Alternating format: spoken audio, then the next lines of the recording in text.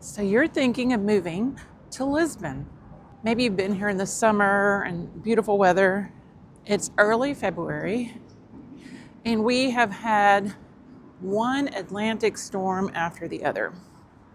So today it's after the storm, but I left my apartment without an umbrella.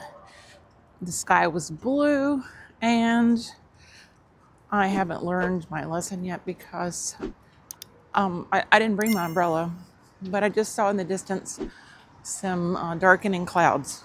So these Atlantic storms roll through very quickly. You'll have one, and it'll go through, and you'll have another one go through. But anyway, the winds have been up to 140 kilometers per hour. Now that's at its highest that I'm aware of in the last few days. It actually picked it's plastic, patio table, the big rectangular one, up. It picked the whole thing up, and it was kind of moving it around in the air. It looked like it was going to fling it off the balcony, but it got hung up on the chairs. So it flipped it up, and then it turned it over and crashed it down. So I've left it there because now it can't do that again. But powerful, very powerful.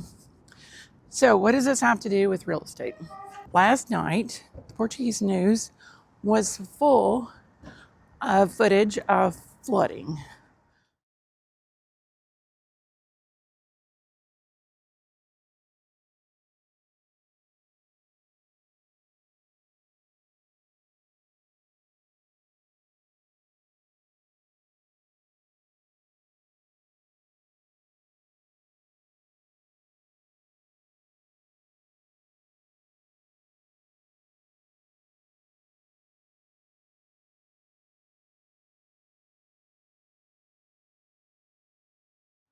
Just a reminder to keep in mind the possibility of flooding. So you might look up historically, or just look at the elevation. Just consider getting an apartment or a home that's more on a hill than at water level or down low.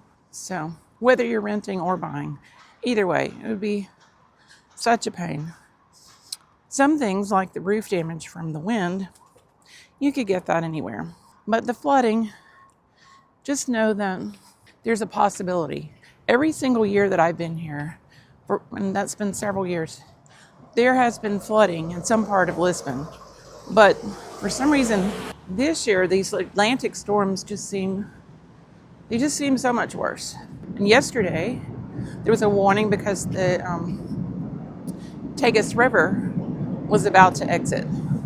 So I'll check, and I'll let you know if it flooded the Praça de Comércio, Baixa. It's very flat there, so if it floods, it can go pretty far before you have to go up. Okay, so that was one piece of advice when you're looking to buy or rent property in Lisbon or the surrounding area, anywhere in Portugal really.